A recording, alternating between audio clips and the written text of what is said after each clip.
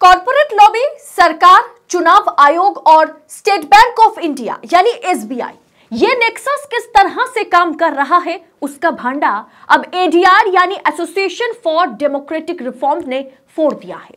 ADR ने 6 तारीख तक इलेक्टोरल बॉन्ड का डेटा सुप्रीम कोर्ट में ना सबमिट करने के चलते एसबीआई पर contempt of supreme court order का यानी सुप्रीम कोर्ट के आदेश की अवमानना का केस उन पर ठोक दिया गया। देश का सबसे बड़ा बैंक एसबीआई पर केस ठोक दिया गया है। दोस्तों, इलेक्टोरल बॉन्ड पर सच छुपाने की कोशिश में एक पूरा नेक्सस काम कर रहा है। कॉर्पोरेट लॉबी है, सरकार है, चुनाव आयोग है, यहां तक कि स्टेट बैंक ऑफ इंडिया भी है। और अब एसबीआई को contempt of supreme court order का केस बड़ा महंगा पड़ेगा। पूरा मामला क्या है, विस्तार से आगे मैं आपको बताऊंगी, तो वीडियो को आखिर तक देखिएगा। नमस्कार, स्वागत है आप सभी का देश नीति पर। मैं हूं आपके साथ अदिति।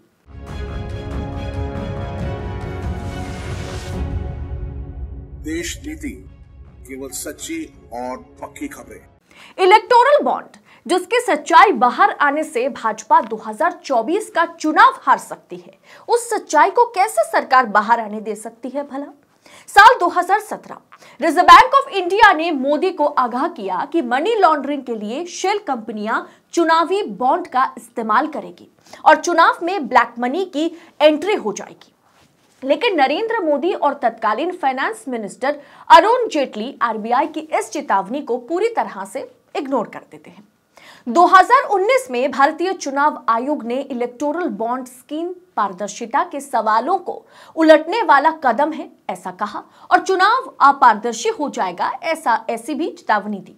इसे भी मोदी सरकार पूरी तरह से इग्नोर कर देती है। फिर 15 फरवरी 2024 सुप्रीम कोर्ट ने इलेक्टोरल बॉन्ड को असंवैधानिक करार देते हुए एसबीआई को आदेश दिया कि 6 मार्च तक किसने किसे कितना पैसा दिया है उसकी पूरी की पूरी जानकारी आपको सुप्रीम कोर्ट में सौंपना होगा। अब सरकार पर गाज गिर गई। 2024 चुनाव से पहले अगर भांडाफोड़ हो गया तो मामला गड़बड़ा जाएगा, विपक्ष को मुद्दा मिल जाएगा और कॉर्पोरेट लॉबी का कच्चा चिट्ठा सरकार के साथ किस तरह से कॉर्पोरेट लॉबी मिला हुआ है वो खुल जाएगा। एसबीआई सुप्रीम कोर्ट में 6 मार्च से ठीक 2 दिन पहले अर्जी डाल देता है कि जज साहब, हमें 4 महीने का और समय चाहिए। सुप्रीम कोर्ट इस पर कोई भी टिप्पणी नहीं करता, कोई भी जवाब नहीं देता। यानी सुप्रीम कोर्ट ने ना तो अर्जी खारिज करी और ना ही एसबीआई को समय दिया और पूरी तरह से सुप्रीम कोर्ट के आदेश का अवमानना करते हुए स्टेट बैंक ऑफ इंडिया ने 6 मार्च के डेडलाइन को इग्नोर कर दिया। अब यहीं पर एडीआर यानी एसोसिएशन फॉर डेमोक्रेटिक रिफॉर्म यानी जो इलेक्टोरल बॉन्ड मामले में सरकार से लड़ रही है, उस एसोसिएशन फॉर डेमोक्रेटिक रिफॉर्म ने 6 मार्च तक का इंतजार किया और 7 मार्च सुबह होते ही एकदम सुबह एसबीआई के खिलाफ contempt of supreme court order का केस ठोक देता है। रिपोर्ट देखिए दोस्तों, एसबीआई ने दी इलेक्टोरल बॉन्ड की डिटेल, फिर सुप्रीम कोर्ट पहुंचा केस, अवमानना पर होगी सुनवाई। सुप्रीम कोर्ट ने इलेक्टोरल बॉन्ड की जानकारी देने के लिए स्टेट बैंक ऑफ इंडिया को 6 मार्च तक का वक्त दिया था। अब तक एसबीआई ने यह डिटेल चुनाव आयोग को नहीं दी, ना ही सुप्रीम कोर्ट को, जिसे उसे अपनी वेबसाइट पर अपलोड करना था। अब यह मामला एक बार फिर शीर्ष अदालत यानी सुप्रीम कोर्ट में पहुंचा है। एडीआर ने एसबीआई के खिलाफ अदालत में अवमानना की अर्जी दाखिल की है। एडीआर की ओर से वरिष्ठ अधिवक्ता प्रशांत भूषण ने अपनी अर्जी में कहा है कि शीर्ष अदालत के आदेश के खिलाफ है ये। इस मामले की सुनवाई दोस्तों 11 मार्च को हो सकती है। एडीआर ने दोस्तों पहले ही एसबीआई को चेताया था कि एसबीआई के इस समय मांगने के खिलाफ सुप्रीम कोर्ट में वो जाएंगे और ऐसा हुआ क्योंकि कहीं ना कहीं एसबीआई ने सुप्रीम कोर्ट के आदेश का अवमानना किया है। एडीआर का कहना है कि वो चुनावी बॉन्ड पर एसबीआई की याचिका का विरोध करेगा और किया। एडीआर के संस्थापक सदस्य और ट्रस्टी प्रोफेसर जगदीप छोकर ने एसबीआई के कदम को आश्चर्यजनक बल्कि दुर्भाग्यपूर्ण बताया। अब सवाल है कि क्या एसबीआई को चुनावी बॉन्ड का डेटा इकट्ठा करने में वाकई 4 महीने लग सकते हैं? क्विंट की एक रिपोर्ट के मुताबिक नहीं। मिस पूनम, जो इस मामले में अच्छी खासी जानकारी रखते हैं, उनके साथ दी क्विंट का एक इंटरव्यू हुआ जहां मिस पूनम ने कहा, दी क्विंट को बताया कि अगर आप चुनावी बॉन्ड खरीदते हैं तो अव्वल तो आपको एसबीआई के 29 ब्रांच में से किसी एक में जाना होगा। आपको बॉन्ड देने से पहले वे बॉन्ड पर एक यूनिक नंबर लिखेंगे, वो अल्फाबेट और नंबर मिलाकर के होता है। इसीलिए जब कोई व्यक्ति किसी राजनीतिक दल को बॉन्ड देता है और राजनीतिक दल इसे भुनाने यानी कि रिडीम करने के लिए पैसे को अपने अकाउंट में ट्रांसफर करने के लिए एसबीआई के पास वापस जाता है, तो बैंक बॉन्ड को भुनाने यानी रिडीम से पहले रिकॉर्ड में छिपे हुए नंबर और क्रेता के नाम की जांच पड़ताल करता है। वे राजनीतिक दलों का नाम भी अपने रिकॉर्ड में दर्ज करता है, यानी यूनिक नंबर, किसने पैसा दिया, कितना पैसा दिया, कौन से राजनीतिक दल को पैसा दिया, यह सब कुछ एसबीआई रिकॉर्ड में दर्ज करता है। फिर मामला फंस कहां रहा है? सारी एंट्री ट्रायल टाइम में दर्ज की जाती है। एडीआर के संस्थापक और ट्रस्टी प्रोफेसर जगदीप छोकर कहते हैं कि अगर कोई 29 नामित शाखाओं में से यानी 29 जो एसबीआई के शाखा हैं, ब्रांचेस हैं, उसमें से किसी एक में कोई जाता है और 10 करोड़ रुपए का बॉन्ड खरीदता है तो वो किसी भी राजनीतिक दल को चंदा देने के लिए स्वतंत्र है। मान लीजिए कि वो पटना में एक पार्टी को चंदा देता है और वो पार्टी बॉन्ड को लेती है और उसे कोलकाता की एक शाखा में जाकर जमा कर देती है।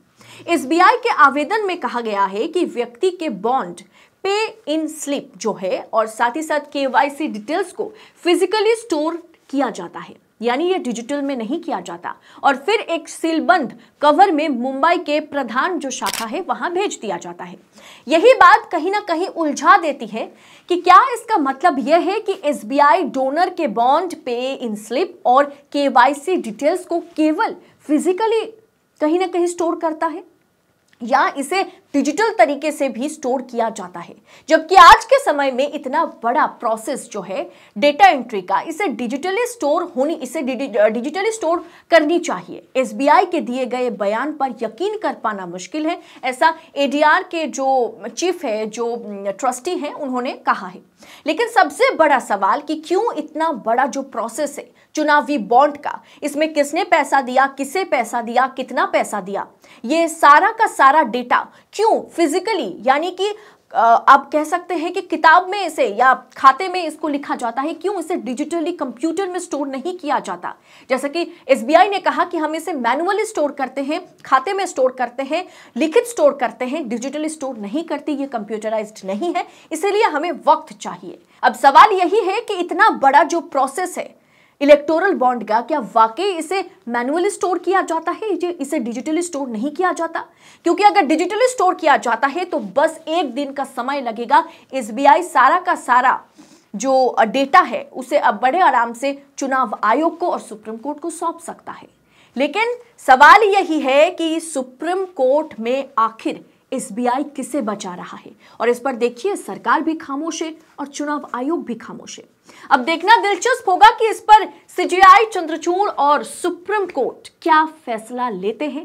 क्या वाकई एडीआर ने एसबीआई के खिलाफ जो केस ठोके हैं उसका सटीक तरीके से जांच पड़ताल होगा, और क्या वाकई 30 जून तक का मोहलत समय जो है एसबीआई को सुप्रीम कोर्ट देने वाला है, सीजेआई, चंद्रचूड़ देंगे? क्योंकि अगर इसका पूरा का पूरा काला चिट्ठा खुल जाता है तो 2024 का काया ही पलट जाएगा। 2024 में भारतीय जनता पार्टी नरेंद्र मोदी की जीत जो है वो और सुनिश्चित नहीं हो पाएगा। आप अपनी राय इस विषय पर कमेंट कर हमारे साथ जरूर शेयर कीजिएगा। बाकी ऐसी तमाम खबरों को पड़ताल और एनालिसिस के साथ पाने के लिए देश नीति को सबसे पहले दोस्तों सब्सक्राइब करें। बहुत बहुत शुक्रिया। जय हिंद, जय भारत।